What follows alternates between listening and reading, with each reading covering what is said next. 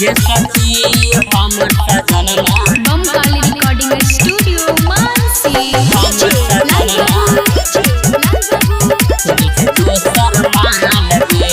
की कहिए सखी गे सैया के खेला की कहिए सखी गे सैया के खेला सुते ने कहियो कर झमेला बिगड़ छयो कर चाल गे ये सखी हमर बलमुआ ये सखी हमर सजनमा खोजे छै दोसर माल गे ये सखी हमर सजनमा खोजे छै दोसर माल गे दोसर माल गे बम काली रिकॉर्डिंग स्टूडियो मानसी ये सखी हमर सजनमा खोजे छै दोसर माल गे कर छै त सुन गे सखी गाछी से इशारा गे घर पर रहै नै छै हरदम बाहर गे रहै छै हरदम बाहर सुनले कर छै त सुन गे सखी गाछी से इशारा गे घर पर रहै नै छै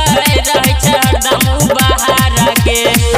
जाय छै त रोजगार नै छै गे खोर नै छै गे खोर जाय छै त रोजगार नै छै गे खोर अब बीत गेलै सालो साल गे ये सखी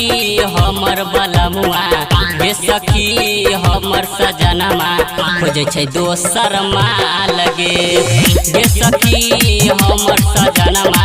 खोजे छै दोसर माल गे दोसर माल गे बम काली रिकॉर्डिंग स्टूडियो मानसी ये सखी हमर सजनमा खोजे छै दोसर माल गे ओकरे फिरका में लागल रहै छै उतराई तो दिन गे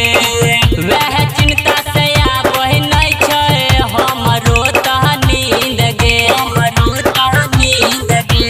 सुन ले ओकरे फिरका में लागल रहै छै उतराई तो दिन गे वह चिंता से आबै नै छै हमरो तह नींद गे संदीप रहे दूर दूर हम छियै मजबूर संदीप रहे दूर दूर हम छियै मजबूर विजय छुए न दै छै गाल गे ये सखी हमर सजनमा ये सखी हमर बलमुआ खोजे छै दोसर माल गे ये सखी हमर बलमुआ खोजे छै दोसर माल गे बम काली रिकॉर्डिंग स्टूडियो मानसी।